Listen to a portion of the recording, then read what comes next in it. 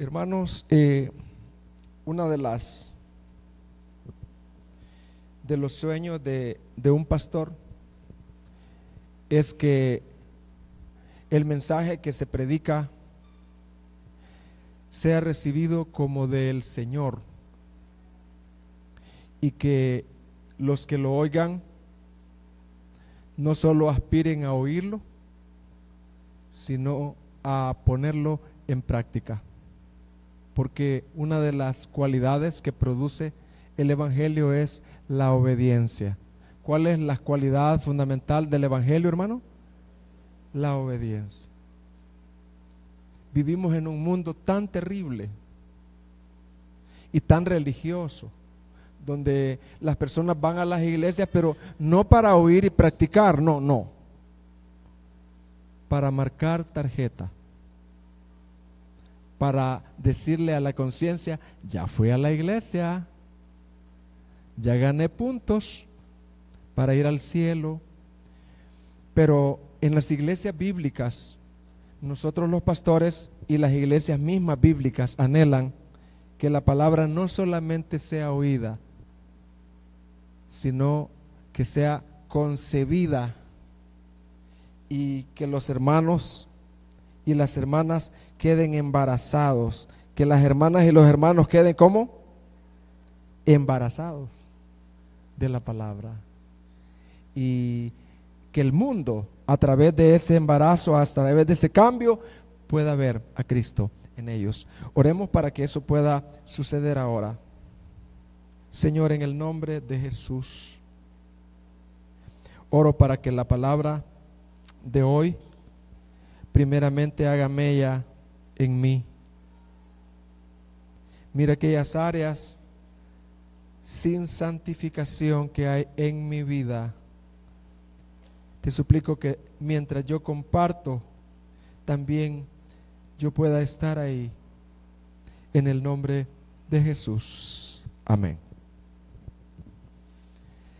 Hermanos, con la ayuda de Dios, este día terminamos el segundo mensaje del libro de Habacuc. Habacuc. Quiero dar como un pequeño repaso. Quiero dar un pequeño repaso de lo que yo ya compartí el domingo pasado. El profeta Habacuc fue designado como profeta al reino del sur, llamado Judá, de donde iba a salir el Mesías. ¿De donde iba a salir quién, hermanos?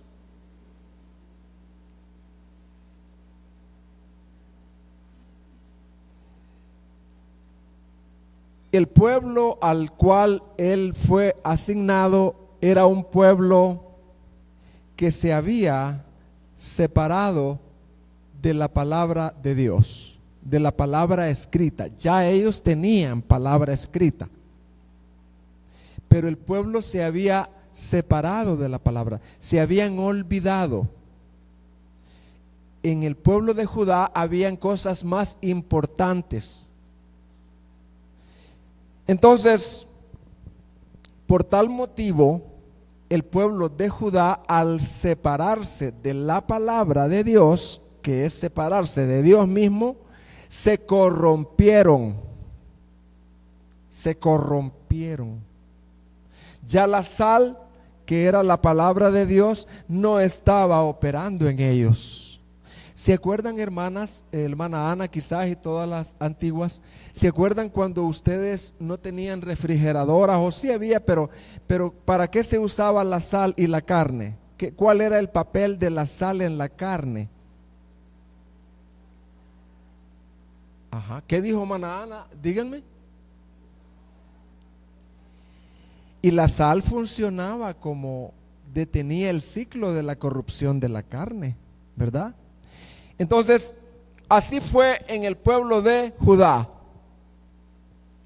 Las gentes, tanto individualmente como institucionalmente, estas personas se volvieron violentas. ¿Cómo se volvieron? La violencia social, la opresión era muy normal. La corrupción legal, persecución del justo. Y entonces Abacú vivió todo eso. Él estaba abrumado. Y él oraba al Señor porque era un hombre santo. Abacú era un hombre santo, le dolía eso. Y entonces Abacú oraba y decía: ¿hasta cuándo, Señor, vas a cambiar esto? ¿Hasta cuándo este pueblo va a cambiar, Señor? No veo que esté sobrando en este pueblo, Señor. Siguen peor cada día, entre más oro.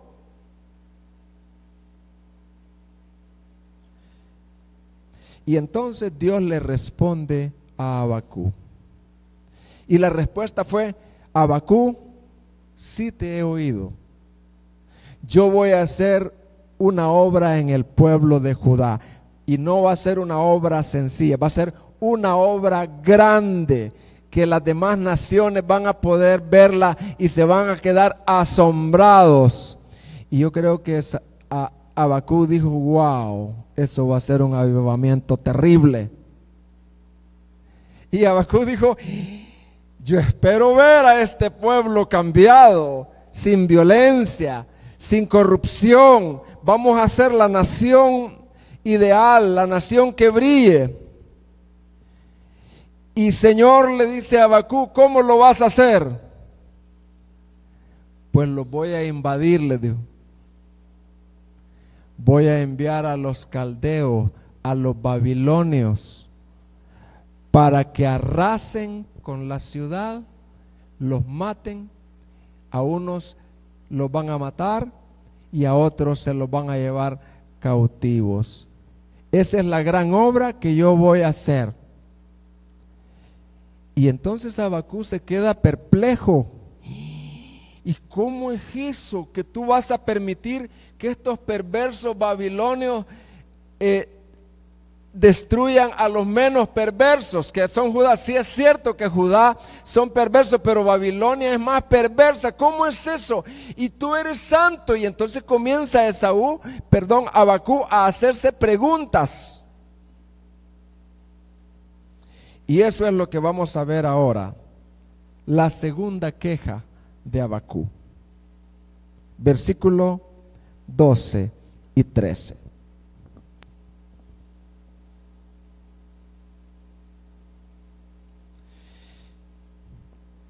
Vamos a ver. Abacú 3. Perdón, 2.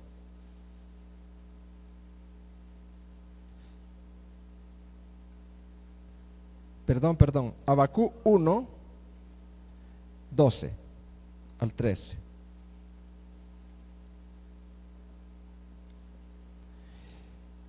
Pongamos cuidado a cada palabrita, porque cada palabrita, cada verbo y cada oración fue escrita con propósito. ¿No eres tú desde el principio, desde la eternidad? Oh Jehová, Dios mío, Santo mío, no moriremos, oh Jehová, para juicio lo pusiste. Y tú, roca, lo fundaste para castigar. 13. Muy limpio eres de ojos para ver el mal, ni puedes ver el agravio. ¿Por qué ves a los menospreciadores, o sea, los babilonios, y callas cuando destruye el impío, el babilonio, al más justo que él, a los de Judá? O sea, Abacú dice: si eso va a suceder, ¿por qué es eso así? Pues Señor, Si tú eres santo, ¿por qué callas? ¿Por qué permites que el más perverso destruya al menos perverso?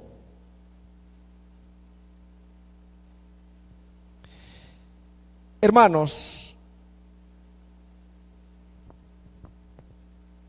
el profeta estaba en una gran debilidad, estaba confundido porque su crecimiento espiritual no era un crecimiento maduro.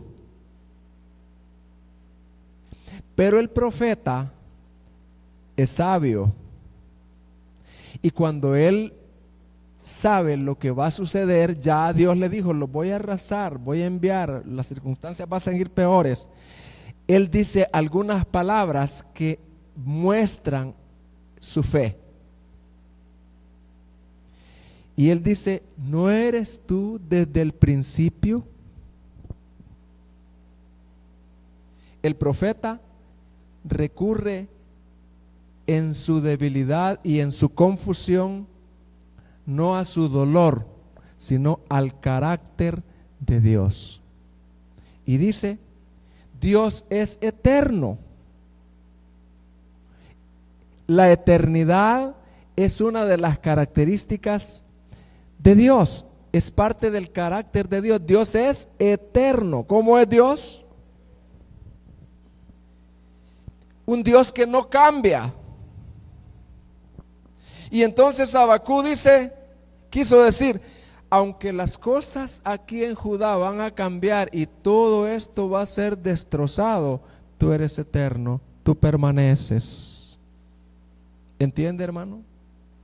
Abacú se está agarrando de una rama firme y es la eternidad de Dios. Abacú dice: sí, todo esto va a suceder, pero y todo esto va a cambiar. Ya no vamos a ver las familias, ya no vamos a ver vacas aquí, ya no vamos a ver higuera, ya no vamos a ver la prosperidad que hay, pero tú permaneces, Señor. Tú eres desde el principio, tú eres eterno. Abacú recurre en sus dificultades al carácter de Dios. ¿A qué recurre Abacú en sus dificultades, hermanos? ¿Y cuál es el carácter de Dios ahí? Un Dios eterno. ¿Qué más dice Abacú? No moriremos. ¿Qué dice Abacú, hermano? No moriremos. Sí, dice Abacú, Dios nos va a disciplinar, pero la disciplina es correctiva, no destructiva. Dios nos va a disciplinar y va a disciplinar a Judá, pero no moriremos, dice. Dios siempre va a dejar un remanente, porque la disciplina del Señor, aunque es disciplina, no es destructiva, sino correctiva. Así que Dios ha hecho un pacto que Él va a permanecer siempre fiel, aun cuando nos lleve a las naciones. Ahí Dios va a estar con nosotros. No moriremos. Y también dice: tú eres santo, Señor. Tú eres santo, Señor. Santo significa que no tolera el pecado. Y Abacú dice: Señor, yo no entiendo cómo es que tú eres santo y vas a permitir esto. Yo no entiendo cómo tú eres limpio de ojo, pero no haces nada, pues. Pero tú eres santo, Señor. A su tiempo tú vas a corregir al malo, Señor. Tanto a los babilonios como a los de Judá. Y Abacú dice: roca mía. Por eso les decía que cada palabra es importante. Tú eres mi roca, roca mía. Porque Abacú dice: en los momentos que suceda todo esto, yo me voy a agarrar de ti, Señor. Yo no voy a salir huyendo para Asiria o para alguna otra nación. Yo me voy a quedar aquí. Tú vas a ser mi roca. Y entonces, ¿qué más dice Habacuc?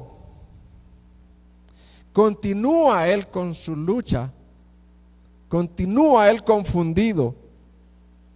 Y sabe qué dice desde el capítulo 14, desde el versículo 14 al 17, no lo vamos a leer. Sabe que Habacuc le reclama al Señor y dice: ¿cómo es posible que una nación impía y cruel y orgullosa como los babilonios trate a tu pueblo Judá como si fueran peces? ¿Cómo es posible que los traten como que son reptiles? Ahí se los van a llevar amarrados de los labios, porque les ponían acá, a los esclavos les ponían un nylon acá en el labio, y ahí iba usted. ¿Cómo se iba?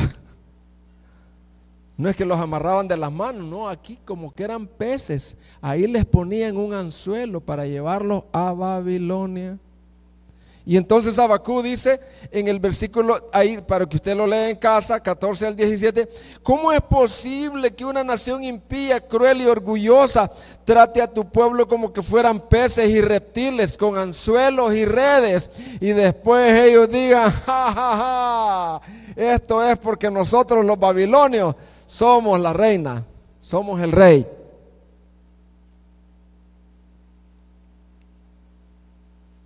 Habacuc continúa en su lucha. Pero demos alguna aplicación. Cuando personalmente tú estés pasando adversidades, o veamos a nuestro alrededor injusticias, como que la cosa perdió su control,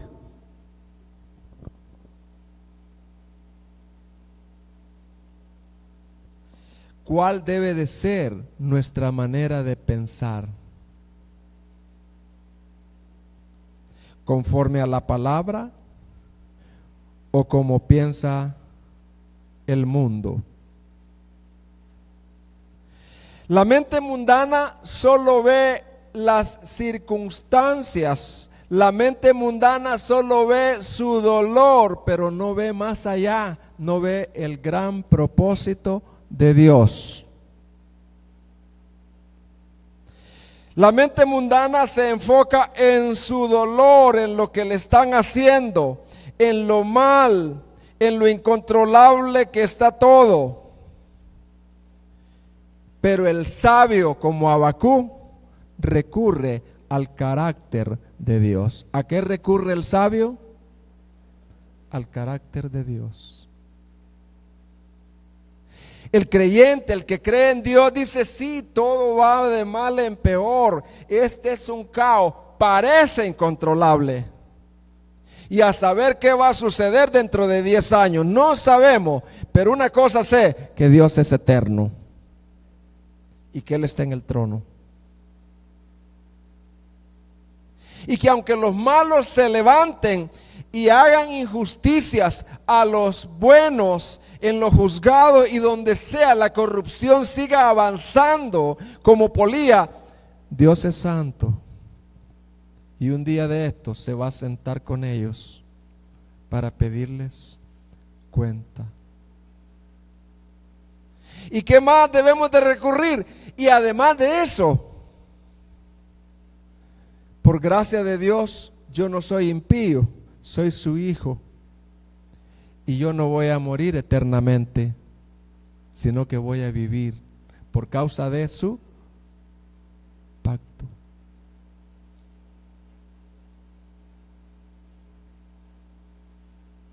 Hebreos 13:5 habla de un Dios de pacto. Mire cómo es un Dios de pacto con los que Él ama. Si tú eres su hijo, este versículo es para ti. Mira lo que dice Hebreos 13:5. Sean vuestras costumbres sin avaricia, contentos con lo que tenéis ahora, porque Él dijo,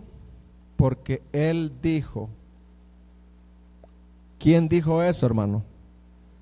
El Dios de Abacú, el Dios de pacto, el Dios fiel.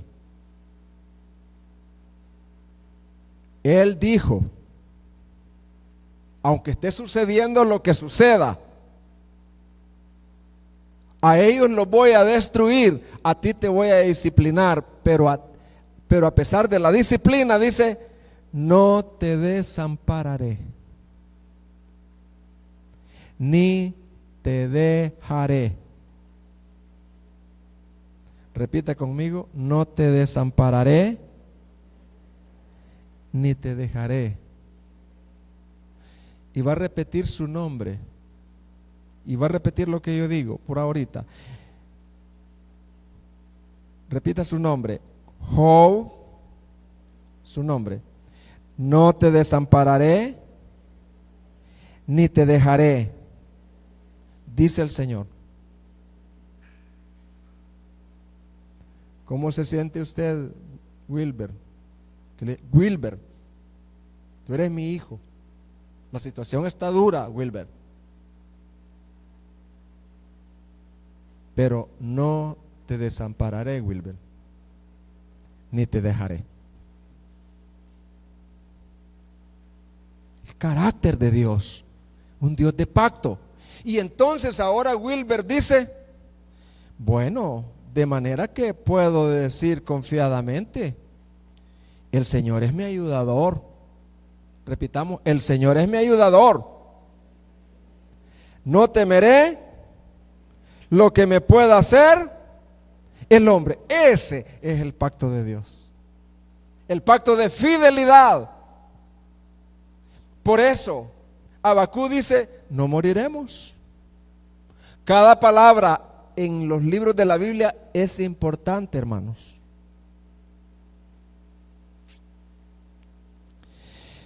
Y entonces ya vimos la segunda queja de Abacú. Ahora vamos a ver la segunda respuesta de Dios. Capítulo 2, versículo 2 al 20. ¿De qué trata este capítulo? Capítulo 2 es el corazón del libro. Dios responde al profeta confundido y le revela su plan soberano en medio del caos. Y Dios le exhorta al profeta. ¿A qué lo exhorta? A vivir por fe. ¿A vivir cómo? Mientras Dios ejecuta sus juicios a los impíos. Y lo primero que Dios le dice en el versículo 2 y 3, Dios le dice, aunque tarde, espéralo, porque Él no va a mentir. Abacú, esto se aproxima, y aunque tarde, Él no va a mentir. El tiempo del Señor es perfecto, Abacú. Dios obra según su tiempo perfecto, no en el del hombre. Y entonces el profeta exhorta, Dios exhorta al profeta a vivir por fe. Mire lo que dice el versículo 4, 2:4.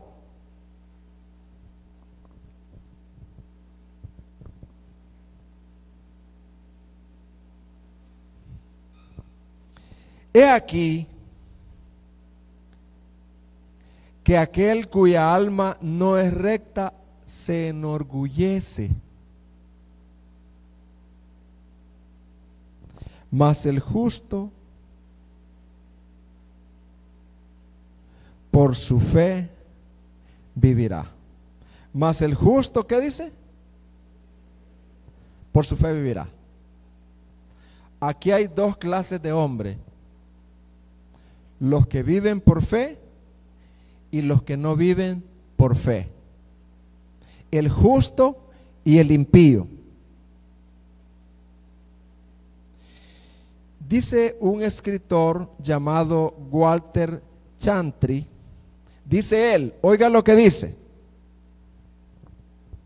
en toda la historia, tanto del Antiguo Testamento como del Nuevo Testamento,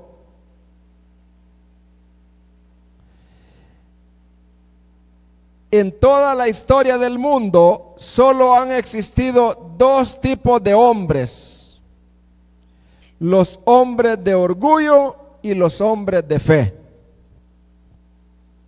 ¿Cuáles son los dos tipos de hombres que han existido en toda la historia? Los hombres de orgullo y los hombres de fe. Esos son los dos tipos de hombres que hay ahí en su colonia. Esos son los dos tipos de hombres que hay en todos los líderes mundiales: hombres de orgullo o hombres de fe. ¿De cuáles es usted? ¿O de cuál quisiera ser usted?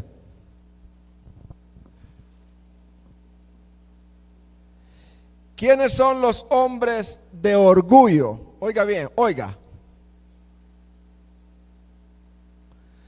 Hombres de orgullo son los que confían en sí mismo,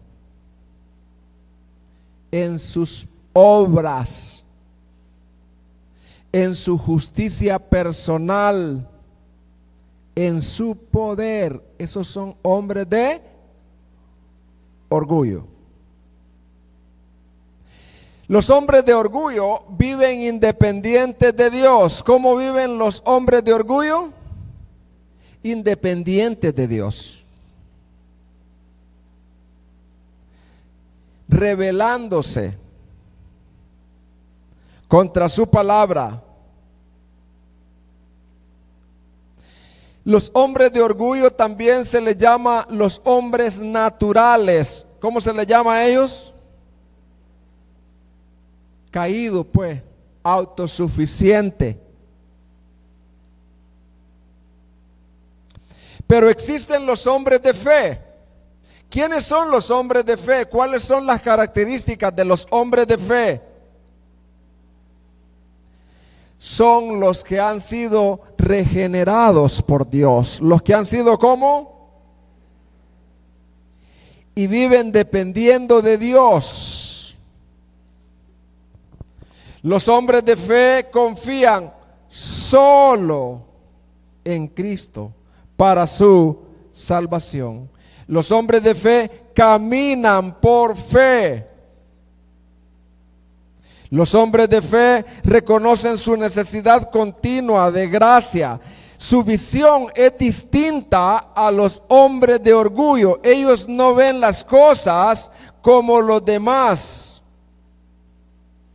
No solo ven su dolor, sino que viven viendo a un Dios soberano que lleva a cabo su obra, un Dios fiel de pacto que gobierna todo para la gloria de ella y para el bien de su pueblo. Entonces, en este capítulo, Dios exhorta al profeta a ser un hombre de fe. ¿A ser un hombre cómo, hermanos? De fe. A vivir como hombre de fe en medio de los hombres orgullosos. Y también en este capítulo Dios le dice al profeta: yo también voy a disciplinar a los babilonios. No creas, le dice, que los babilonios se van a salir con la suya y van a quedar impunes. No, le dice Dios, yo los voy a disciplinar a ellos. Y es aquí en el capítulo 2, versículo del 5 al 19, hay 5 ayes para cuando usted lo estudie. ¿Cuántos ayes hay? 5. Y esos 5 ayes están dirigidos contra los babilonios. ¿No está el cuadrito ahí? No, ¿verdad? Ahí están los 5 ayes. ¿Contra quién van dirigidos esos 5 ayes? Contra los babilonios. El ay es como ¡ja! Así. El ¡ja! De Dios. El primer ay contra los babilonios tiene que ver con la codicia y el robo, el saqueo que ellos hicieron contra Judá. Y entonces Dios dice que como juicio ellos serán saqueados. Lo mismo que han hecho les van a hacer. El segundo ay, porque los babilonios se fortificaron con injusticia, se hicieron ricos con la injusticia. ¿Y qué les va a pasar a ellos? Serán desmantelados de las riquezas que ellos mismos le robaron a Judá.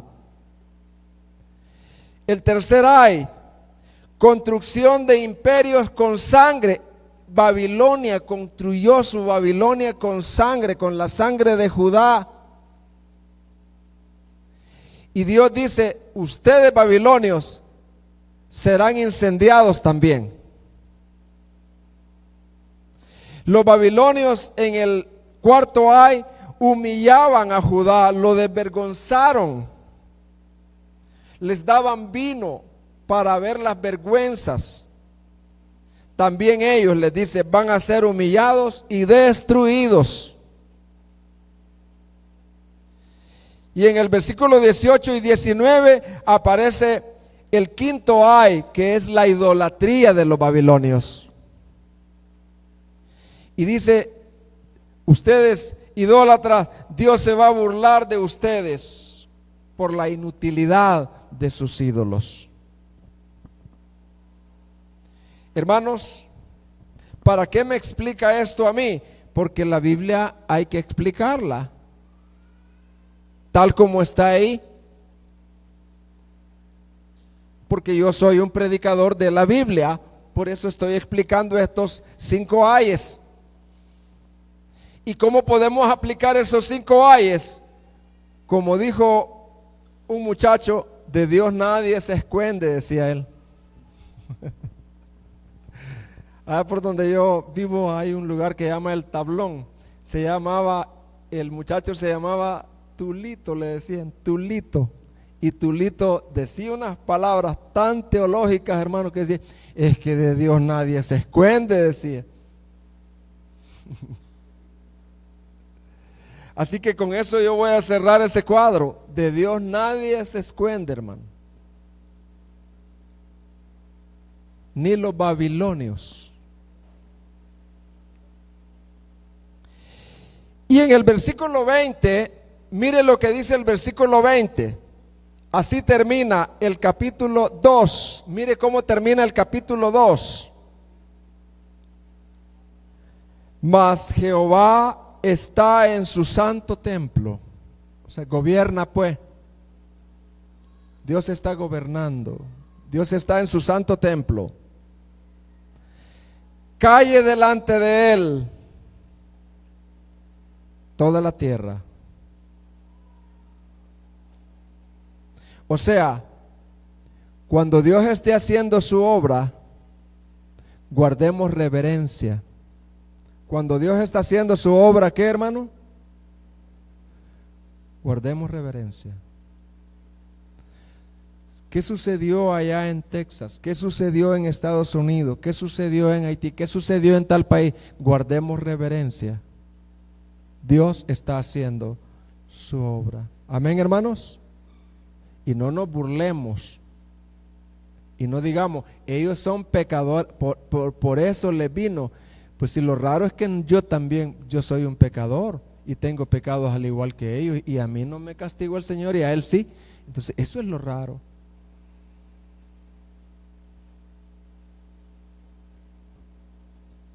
Jehová está en su santo templo.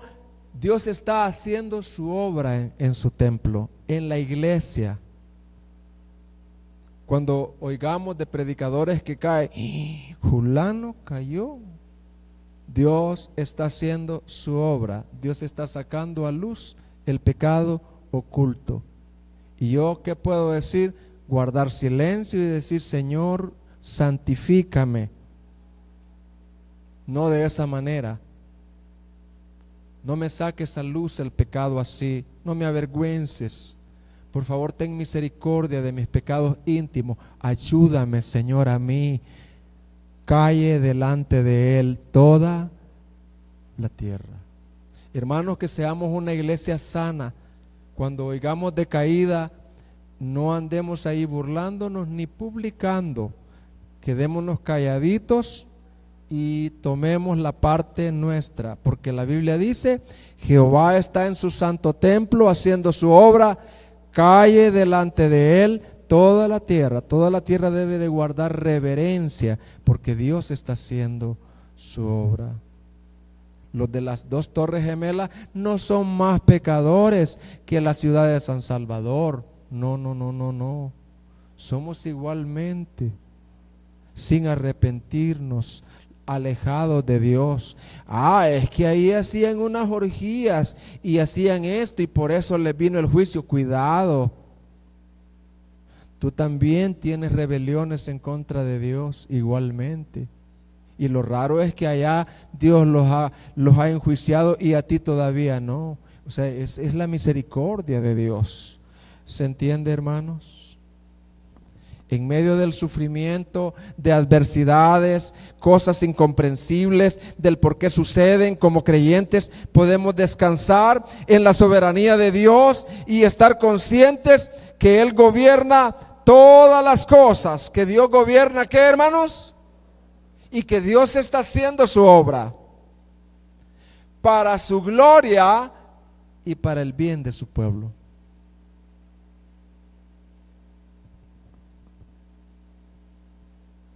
¿Sabe que un predicador dijo que cuál fue la ganancia que Dios tuvo de cuando los aviones derribaron esas 2 torres? O sea, ¿qué ganancia Dios tuvo ahí? Yo así lo entendí. Dice que miles y miles y miles, o quizás millones, estaban con su corazón para inclinarse al Islam. Y cuando vieron eso, se detuvieron. El Islam sacó las uñas ahí. El Dios de ellos sacó las uñas ahí. ¿Quién es el Dios de ellos? Satanás. El que destruye, el que asesina. Y millones detuvieron su corazón. Así que uno ve la pérdida nada más, pero no ve la ganancia que el Evangelio ha tenido. Y entonces, hermanos, venimos al capítulo 3, versículo 1 al 19. ¿Cómo le titulo yo acá? Cántico o oración de sumisión de Abacú. Aquí Abacú ya no se queja. Él canta y hace un poema y oraciones, pero oraciones humildes y sumisas. En este capítulo 3, Abacú responde ante un Dios soberano que tiene toda autoridad. ¿Cómo responde Abacú? Con humildad. ¿Cómo responde Abacú, hermanos? Ya no con preguntas, sino con un temor reverente, y confiesa plenamente la fidelidad de Dios. Mire lo que dice el versículo 1 al 3. 3. Oración del profeta Abacú sobre Siginot. Oh Jehová, he oído tu palabra y tengo más preguntas. No dice así.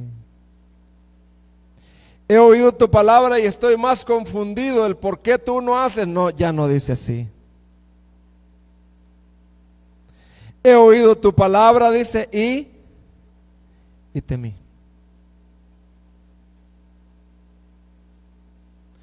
Oh Jehová, tú me dijiste que ibas a hacer una obra entre las naciones. Hazla, Señor. Avívala. Aviva tu obra en medio de los tiempos, en medio de la historia, para que las naciones vean tu obra, Señor. Si vas a usar a los babilonios como saqueadores, adelante, Señor, con tal de que tú hagas tu obra histórica. En medio de los tiempos hazla conocer. Pero él le dice algo al Señor en la ira, Señor. En la ira, en medio de todo eso que tú vas a permitir, acuérdate de la misericordia.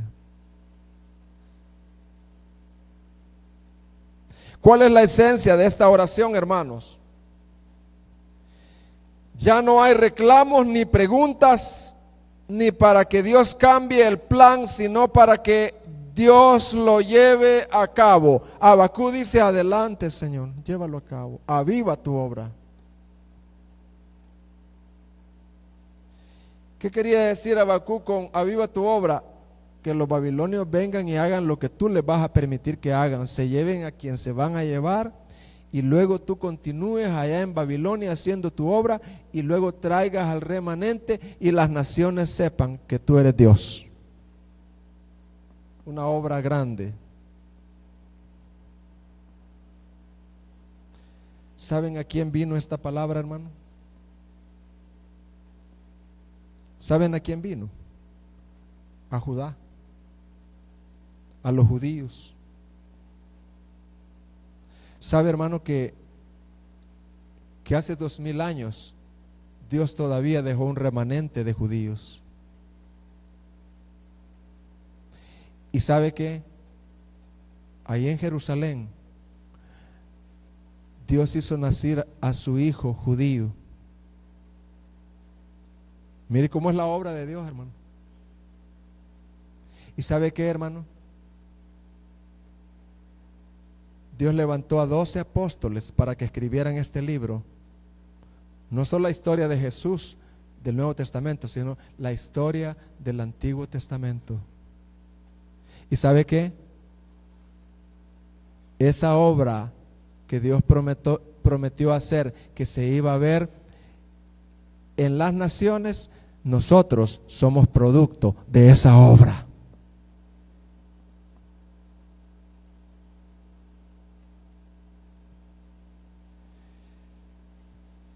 Dios dice, Habacuc dice: sigue obrando con tus propios métodos eternos y soberanos, con tal de que al final, Señor, muestres tu gloria por medio de la restauración de tu pueblo en medio del sufrimiento. En buen salvadoreño, Habacuc le está diciendo: Dios santo, haz lo que tú tengas en gana hacer. Haz lo que te dé la gana, oh Dios santo.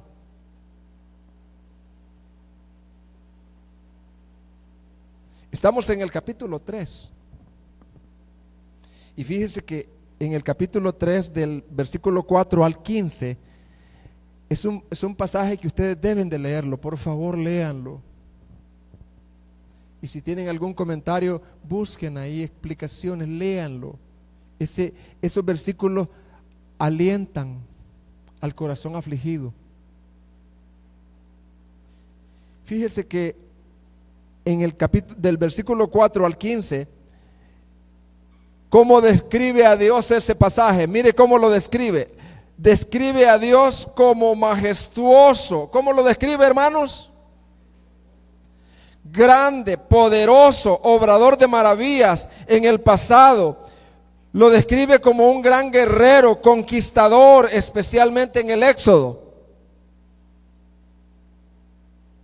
El recuerdo de lo que Dios es y de lo que Él ha hecho en el pasado fortalece la fe del creyente en momentos de necesidad.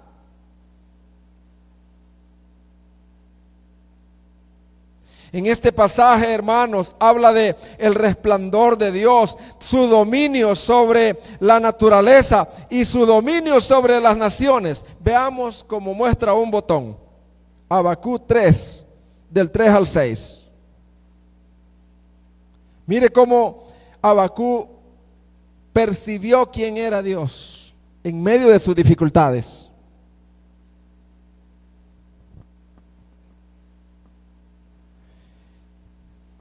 Dios vendrá de Temán. Y dice abajo, su gloria cubrió los cielos. Wow. Y la tierra se llenó de su alabanza. ¿Con qué cubrió Dios los cielos, hermano? Con su gloria. Los cielos no lo pueden contener. Es tan glorioso, es tan majestuoso. Y cuando la majestad de Dios cubrió los cielos y la tierra y el universo, dice, la tierra se llenó de su alabanza. Y el resplandor fue como la luz. Rayos brillantes salían de sus manos y allí estaba escondido su poder. ¿A dónde estaba escondido el poder de Dios? Dice, en sus manos. Un poder creador, hermano.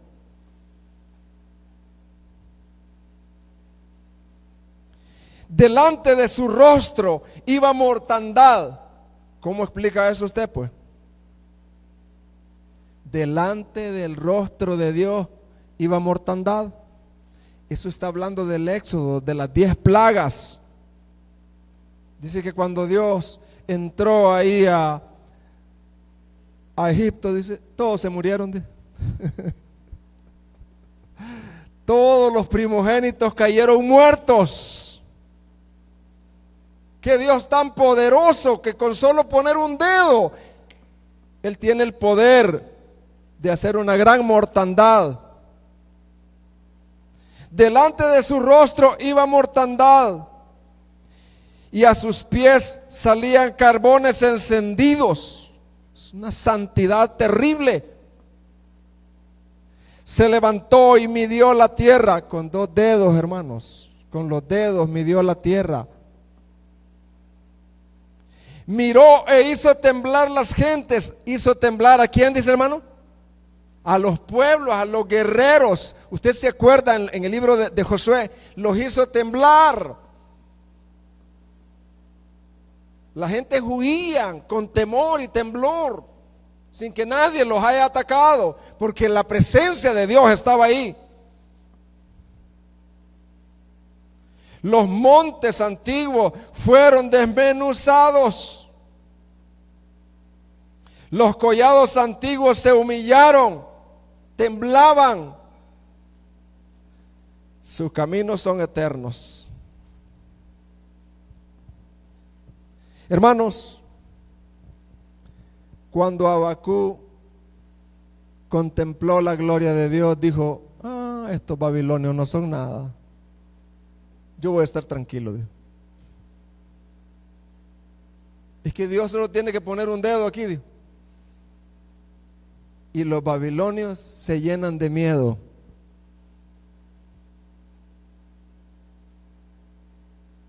Al contemplar la grandeza de Dios y al sumergirnos en ella, nuestras circunstancias pequeñas se ahogan, palidecen ante la majestad. Voy a repetir esto porque quiero poner un ejemplo.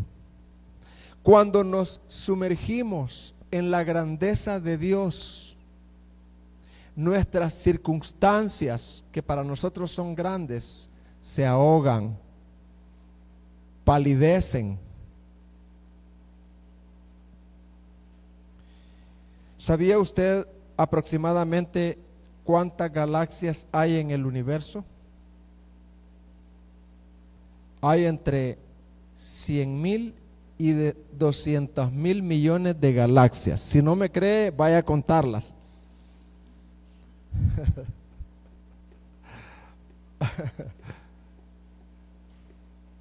Nuestra galaxia, hermano. hay entre 1.000 y 200.000 millones de galaxias. ¿Cuántas estrellas tiene cada galaxia? Aproximadamente 1.000 millones de estrellas cada galaxia, y hay 200.000. Va contando, ¿verdad, hermano?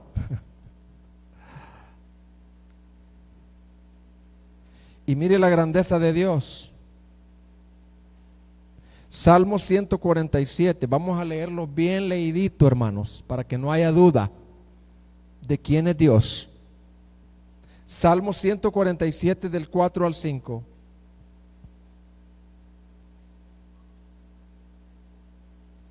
Él, ¿a quién se refiere él, hermano? A Dios, el guerrero, el que su gloria cubrió los cielos, el que cuando lo vieron la tierra se llenó de su alabanza. Él es, hermanos.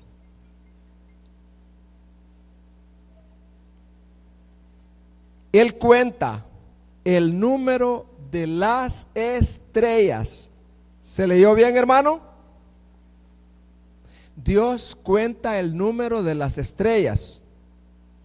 Pero eso no es todo.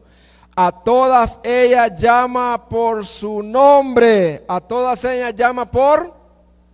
O sea, no es que ya las estrellas tienen nombre. Dios les ha puesto el nombre. Son sus ovejitas. Cada estrella tiene un nombre que Dios se la ha puesto en base a la característica de la estrella. Cada estrella tiene luz propia que Dios la sustenta. Dios cuida y pastorea a cada estrella. A todas ellas llama por su nombre. Vamos a ver cómo está tal estrella. Vamos a ver cómo está esta estrellita. Ah, sí, ya está un poco, le vamos a poner un poco más de, para que continúe hasta donde yo le, a todas ellas llama por su nombre, y no solo le llama por su nombre, las sustenta. Grande es el Señor nuestro. Repitamos, grande es el Señor nuestro, y de mucho poder, no de poder, y de mucho poder, y su entendimiento es infinito. Nadie lo puede sondear, nadie lo puede medir. Isaías 40:26.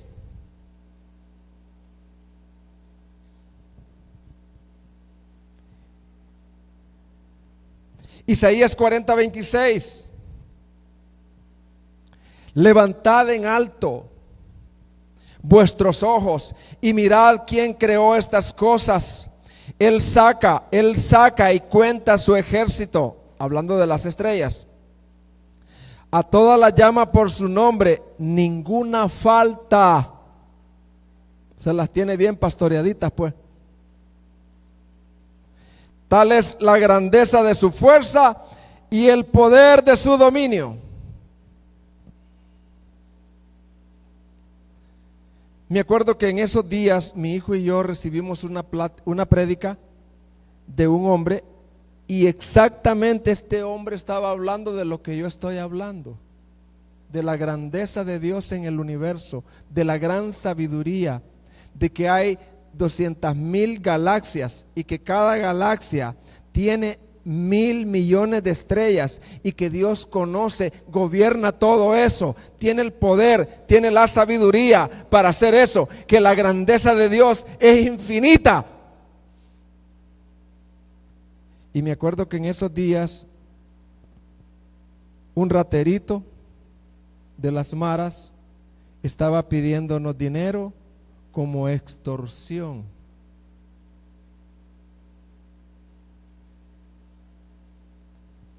y que si no nos iba a matar. El raterito. ¿Qué hombre es? Que él tiene el poder de matar.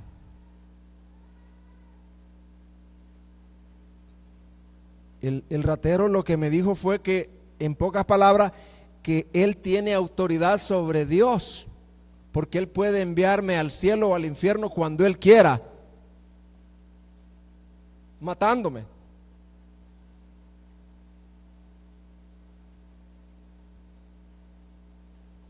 Y cuando nosotros comparamos al ratero marero con la grandeza de Dios, me dijo mi hijo: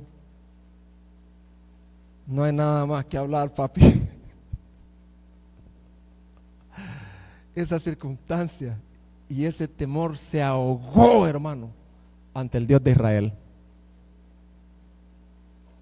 Tal es la grandeza. Si con un dedo Él puede producir una gran mortandad con una palabra, y Él ha fijado el límite de nuestros días y nadie puede decir que será antes o después. Él ya lo fijó. Esa es la grandeza de nuestro Dios. Por eso me interesa que usted lea el capítulo 3 de Habacuc.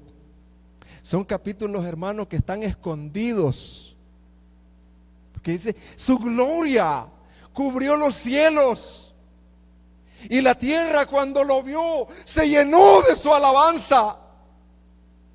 Y el resplandor era como la luz, rayos brillantes salían de sus manos, y en sus manos de guerrero estaba escondido su poder. Tal es la fuerza, la sabiduría de ese Dios. Y Habacuc dijo: estoy quieto, no me voy a ir para ningún lugar, aquí voy a estar cuando Jerusalén sea invadida.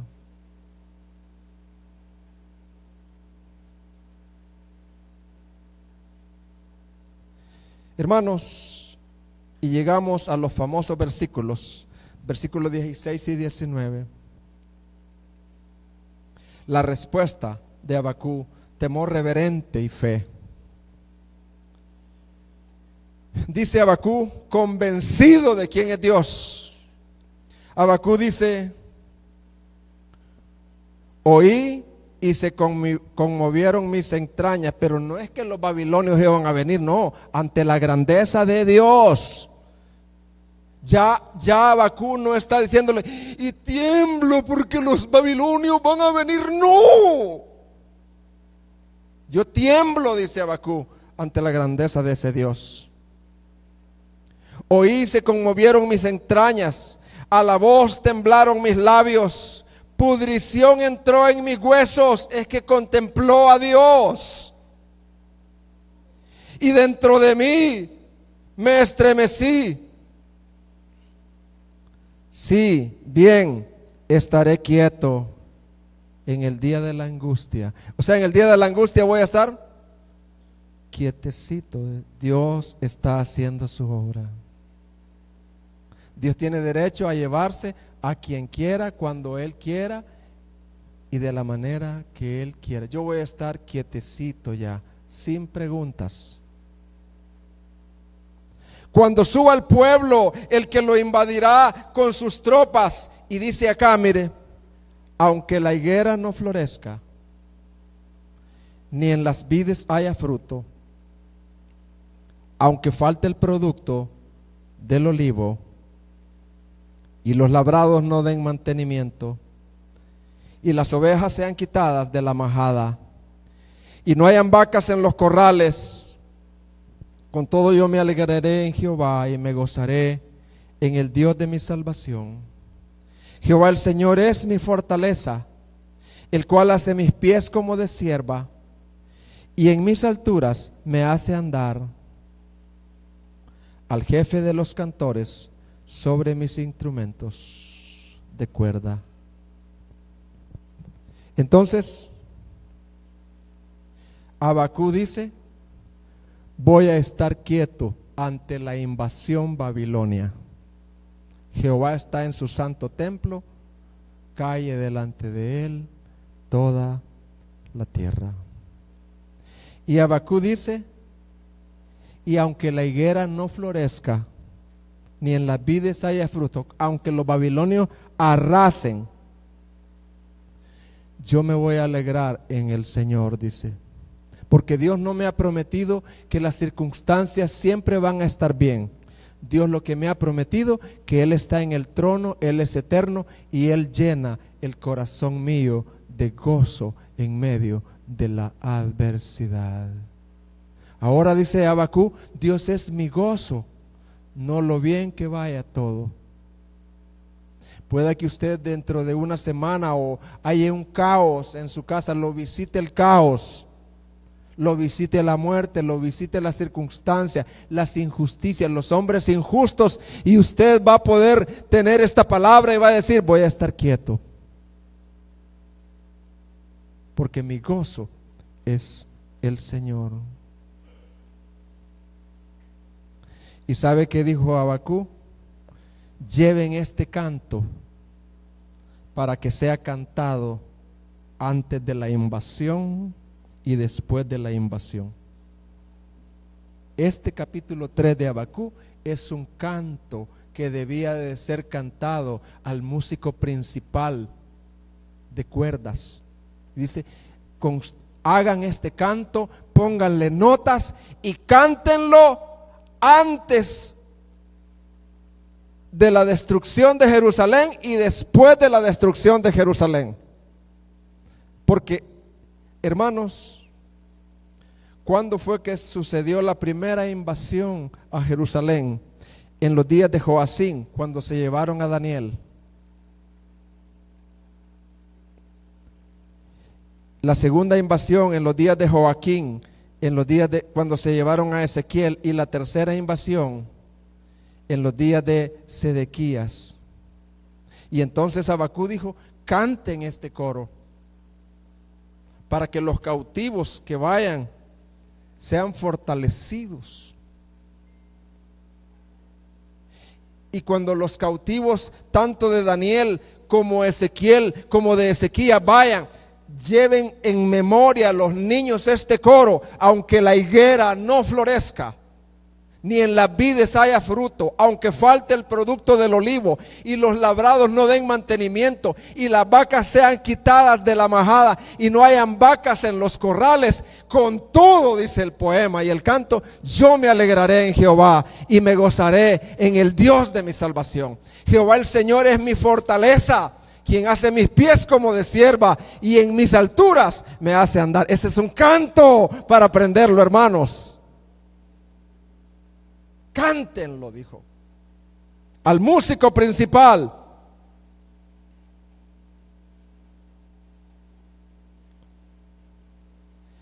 ¿En qué vemos a Cristo en todo lo que he hablado? A pesar de su debilidad, Habacuc apunta a Cristo, porque Habacuc oraba por su pueblo, lloraba, intercedía. Cristo intercedió por Jerusalén cuando supo que iba a ser destruida. Cristo es el Habacuc perfecto, el que estaba en Habacuc clamando. ¿Qué aplicaciones generales podemos dar para todos nosotros que estamos acá? Para los oyentes. Yo quiero hablarles un ratito a los oyentes. ¿A quién me voy a dirigir ahorita? A los oyentes. Con la esperanza de tirar la atarraya y de que haya un fruto.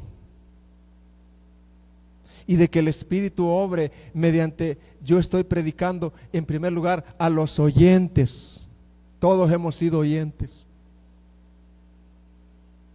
Queridos oyentes, la profecía de Esaú se cumplió. ¿Cuál fue la profecía? Que Babilonia iba a arrasar como juicio de Dios a Judá. Dios lo hizo. ¿Y qué pasó? Algunos fueron matados y otros fueron llevados en cautiverio. Querido, dentro de poco también viene un juicio terrible. No es un juicio, se le llama el juicio final. Querido, después de ese juicio ya no va a haber otro juicio, es el juicio final, donde Dios va a enjuiciar con ira a los no arrepentidos. ¿A quiénes va a enjuiciar Dios con ira? A los no arrepentidos, a los que no han puesto su fe en Jesucristo, a los que no se han refugiado en Jesucristo. Querido, hoy es el tiempo aceptable, no mañana, hoy es el tiempo aceptable. Hoy es el día de salvación, querido.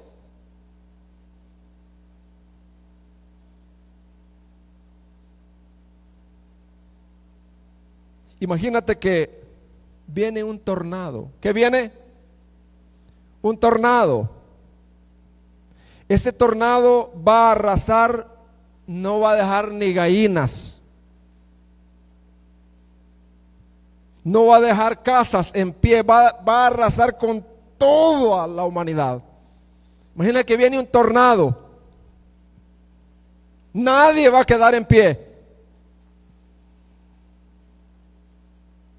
pero alguien construyó un sótano a prueba de ese tornado. Solamente los que estén dentro de ese sótano van a ser salvados. ¿Correrías tú y te refugiarías con tu familia en ese sótano? Claro que sí. La lógica te dice que sí. Pues sabes, querido oyente, así va a ser el juicio final. Nadie va a estar en pie ante Jesucristo. ¿Sabes quiénes son los únicos que se van a salvar en ese juicio? Los que estén dentro del sótano. Ese sótano es Jesucristo. Los que hayan creído en Él, de verdad, creído no al estilo demonio, de verdad, hayan creído en Él. Querido, cree hoy en Jesucristo. Hoy es el día aceptable, dice el Señor.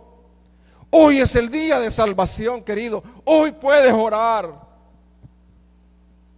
Deja tu orgullo. Yo siento compasión al decir esto. El amor de Cristo. Aquí hay muchos que no han venido a ese sótano, que no han confiado en Cristo. Hoy pueden arrodillarse. Hoy pueden decir: yo he estado de rebelde. Hoy me quiero entregar a ti. No voy a seguir más de oyente. Yo no quiero ser tonto. Seguir de oyente sin responder a un Dios como me lo han explicado. Su gloria cubrió los cielos, la tierra se llenó de su alabanza. Ahí estaba escondido el poder de Dios, de sus rayos salía poder. Él tiene el poder creador de crear todas las estrellas, de contarlas a todas, de sacarlas. ¿Cómo? Eso es ser tonto. No responderle a ese Dios tan grande y tan bueno, pero tan amoroso, que envió a Jesucristo. Que envió a Jesucristo como sótano, para que todo aquel que crea no se pierda, mas tenga vida eterna. ¿Y cuál es el llamado para los creyentes? Para los que ya somos creyentes. Creyentes, ¿me están escuchando? Por favor, escúchenme. Creyentes, permanezcan en el Señor, permanezcamos en el Señor por medio de su palabra escrita. Si tú eres un verdadero creyente, tú eres alguien que lees todos los días la Biblia, porque es un mandato, querido. Permanece en el Señor, en su palabra escrita, santificándose todos los días. Si usted no se está santificando, dándole muerte al pecado, el pecado te está matando. Si tú no estás renovando tu mente, tu entendimiento, el pecado, el mundo te está renovando a su manera.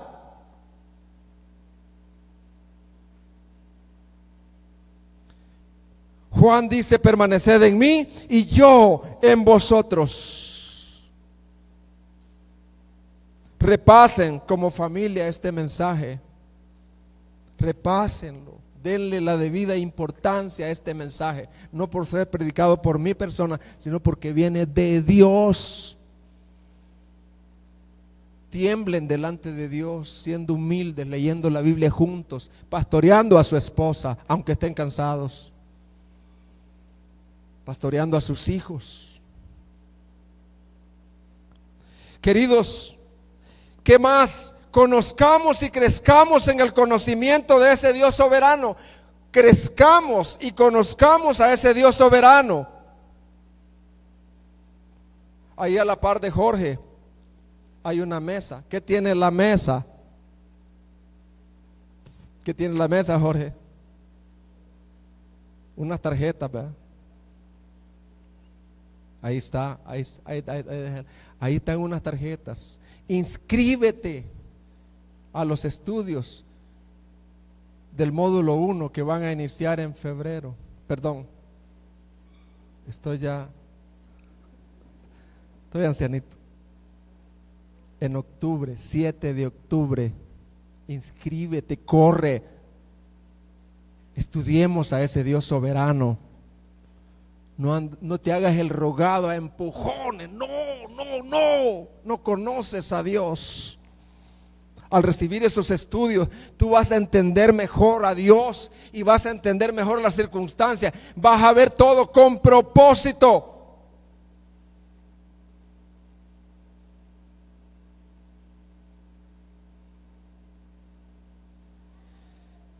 En lo que pasan los músicos, oremos al Señor.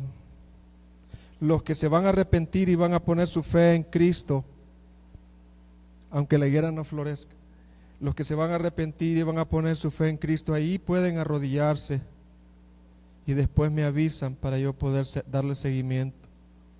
Señor amado, gracias. Muchas gracias, Padre. Bendito seas. Me humillo delante de ti. Quiero vivir para ti, Señor. Si algo estoy yo en idolatría o en lo que sea, sácame de ahí, Señor. Quiero que mi corazón te pertenezca a ti. Quiero amarte a ti en primer lugar. Quiero estar quieto. Oh Señor, en el nombre de Jesús, que tu palabra no regrese vacía. Querido, ora al Señor arrepintiéndote, poniendo tu fe en Cristo. Dile al Señor, Señor Jesús, dile, hoy es el día aceptable. Quiero conocerte, quiero vivir para ti, quiero comprometerme contigo, Señor.